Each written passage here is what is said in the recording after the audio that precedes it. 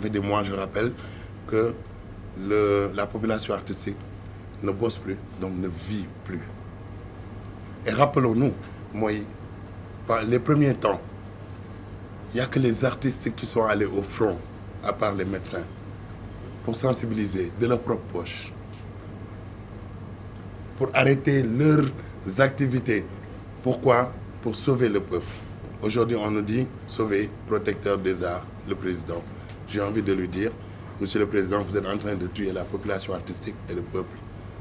Monsieur le Président, avant-hier, vos ministres nous disaient, oui, Kaya Ngedjok, donc il faut que nous concilions, nous mouillons tout. Et nous, on a été très sages, leur croyant sur parole, et on a dit oui, ils ont raison. À notre grande surprise, ils organisent eux-mêmes une soirée, fan musée, avec la présence des ministres. Ces ministres qui nous disaient que non, pas de soirée parce qu'il y a du monde, les mesures barrières. Si nous étions au premier plan, au premier rang, autant pour moi, pour défendre, c'est parce que nous connaissons les barrières. Donc nous pouvons organiser tout en respectant ces barrières-là. D'autant plus, à l'université, amphithéâtre,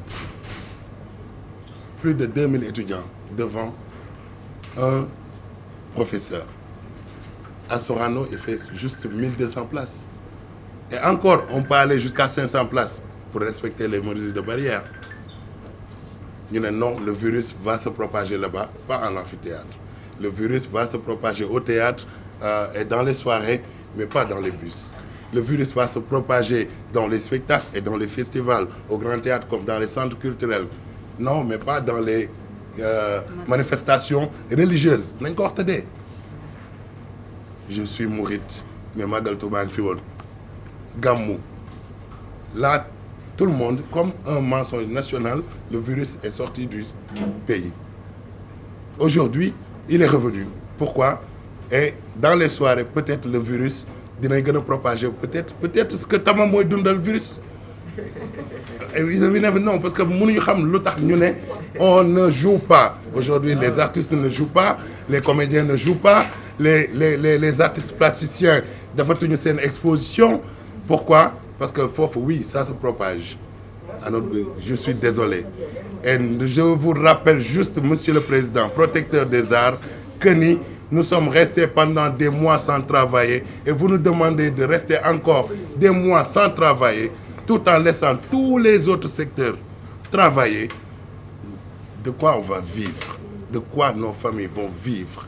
On est resté 9 mois sans travailler. Pourtant, on a créé des emplois dans ce pays. Et souvent, on m'a dit que une musique tchahan là.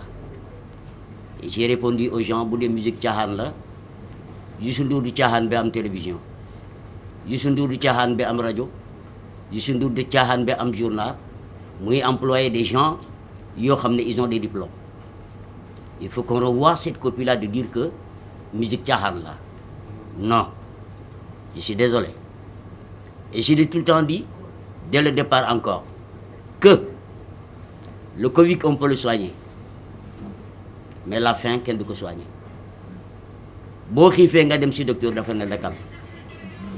Alors, moi, la question que je me suis posée, c'est depuis avant-hier. Quand j'ai écouté Daniel et j'ai écouté Ngone, le ministre Biwak, j'ai rencontré que, pour affaire Biwanyeko, j'ai posé la question, les 9 mois que les boîtes étaient fermées, où était le Covid? Fallait 9 mois qu'on a fermé ici, les cas augmentés jusqu'à 300.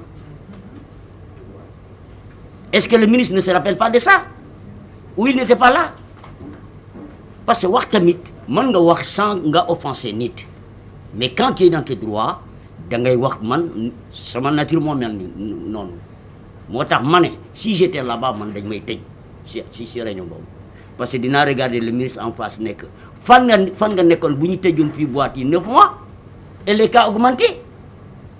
Est-ce que le virus si boîte bi le judo? est-ce qu'on a une fois déclaré au Sénégal que musicien am na corona? Non. Allez dans les écoles, allez au marché. Regardez, mais là, il y a des mesures barrières. Là, il y a des mesures barrières. Distanciation. Allez dans les bus, est-ce qu'il y a une distanciation? Finalement, la communication a faussé dès le départ. Même si Covid c'est la communication a fait douter la population. C'est l'existence même de ce virus. Nous communiquons là. Cette communication n'est pas bonne. Finalement, tu ne peux pas comprendre on joue à quoi. On joue à quoi? Nos enfants sont à l'école. Les gens qui jouer, fin du mois, qui va payer les factures? On renvoie nos enfants. C'est papa ligue, c'est papa ligue, on renvoie nos enfants, nous avec nous. Mais est-ce qu'ils ont pensé à ça? Man barke demba dem na Sacré-Cœur bu sama doom fa lay jàng mais bu ma gisee récréation bi ma gis xale yi mais dama tiit man ne ça c'est quoi quand même nag ñun ñoo war a am fulla nag jóg jot na fii la transporteur yi taxaw umplewul kenn taal dëkk bi ñu bàyyi la ñu liggéey alors ñun ñu toog ñu ne les débits de boisson jusqu'à 23h mais je suis désolé débit de boisson amul licence ñii gën ñu jàng kenn amuñu licence débit de boisson que ce soit les bars ça se ferme à minuit tu n'as pas de licence. Moi je joue dans une boîte boo xam ne am na licence la licence va jusqu'à 6h du matin. Ces nuances-là qui sont dans ces décrets-là, mais le droit est régi par les hommes, sa différence, c'est son interprétation. C'est ça la réalité. Dañuy sandi ay nuances pour ñun musiciens yi jànguñu ñun jàng nañu. Point de presse bi, on l'a décidé hier suite à benn constat boo xam ne ni que ñun ñëpp dañ ko def que musée civilisation c'est un lieu qui est géré par l'État du Sénégal.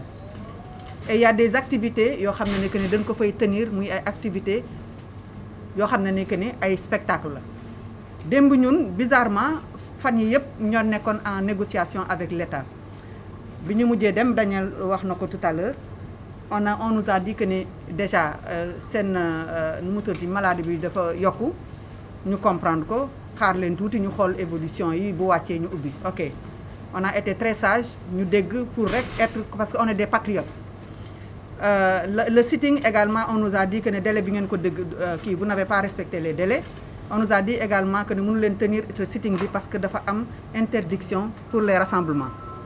Bon on a dit bon interdiction pour les rassemblements ça c'est autre chose mais pour délai bi comme on est des légalistes on va redéposer une demande d'autorisation et repousser le sitting qui est renvoyé au mercredi 23 décembre et d'ailleurs j'en profite pour faire un appel à toute la communauté artistique de rejoindre l'ACAM ak Aliemi le 23 décembre à 15h à la place de la Nation ex-place de l'Obélisque. Mais démb ñun ce qu'on a constaté c'est-à-dire on s'est rendu compte que ñun amuñu tekkiwuñu dara ci réew mi quoi ñun loolu la ñu rendre compte démb dañu rendre compte que ne ñun tekkiwuñu dara ci réew mi parce que comme affaire bi dafa xam ne dafa nekk affaire ku ma am ndey ak ku ma amul ndey. Le même jour bi nga xam ne ñun on a cédé ñoom ils font la fête et jël quelqu'un de notre communauté muy un artiste qui chante ak ses musiciens c'est-à-dire son staff ñu ñëw ne leen kaay leen ngeen liggéey kooku c'est vrai wan na leen tey ne leen ñoom li ñuy def noonu ñun mën nañ ko am ils ont sorti dans les mêmes conditions que démb.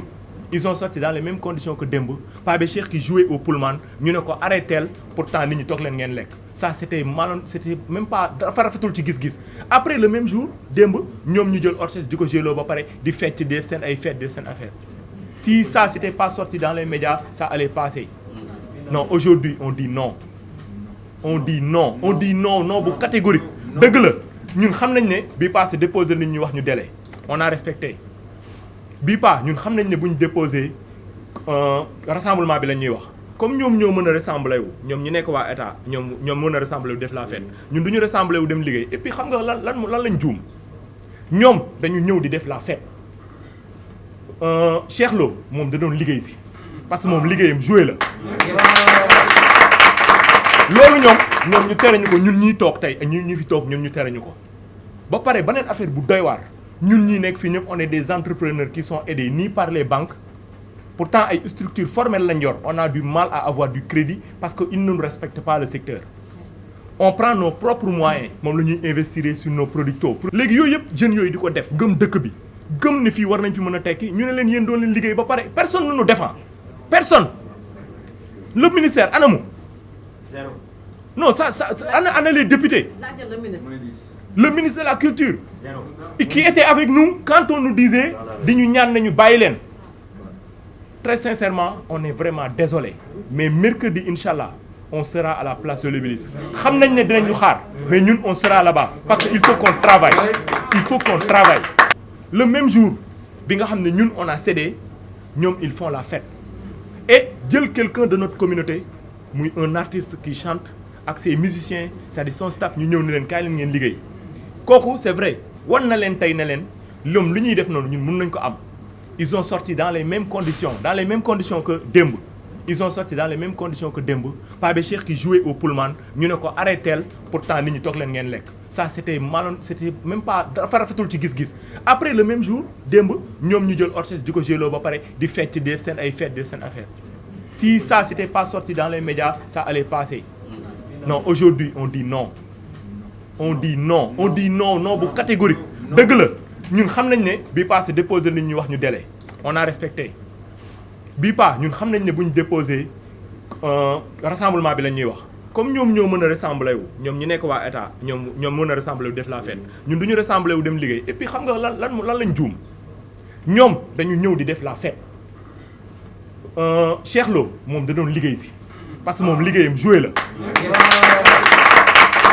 loolu ñoom ñu tere ñu ko ñun ñiy toog tey ñu fi toog ñoom ñu tere ñu ko ba pare beneen affaire bu doy waar ñun ñi nekk fii ñëpp on est des entrepreneurs qui sont aidés ni par les banques pourtant ay structures formelles lañ yor on a du mal à avoir du crédit parce que ils ne nous respectent pas le secteur on prend nos propres moyens moom la ñuy investir sur nos producteurs produit bu gën a néew léegi ay day jar clip yi léegi gis ngeen ko c'est des clips à 1,5 million minimum ay jeunes de ce pays ñoo ciy investir te ñaata clip la artiste def dans l'année di def ay album boo ko waree def minimum da ngay génnee 3 millions léegi yooyu yëpp jeunes yooyu di ko def gëm dëkk bi gëm ne fii war nañ fi mën a tekki ñu ne leen yéen doon leen liggéey ba pare personne ne nous défend personne le ministère anamu. Zéro. Non, ça ana les députés. Le ministre de la Culture. Zéro. Qui était avec nous quand on nous disait di ñu ñaan nañu bàyyi leen. Très sincèrement, on est vraiment désolé. Mais mercredi, Inch'Allah, on sera à la place de l'Obélisque. Xam nañ ne dinañ ñu xaar, mais ñun on sera là-bas parce qu'il faut qu'on travaille. Il faut qu'on travaille. Merci.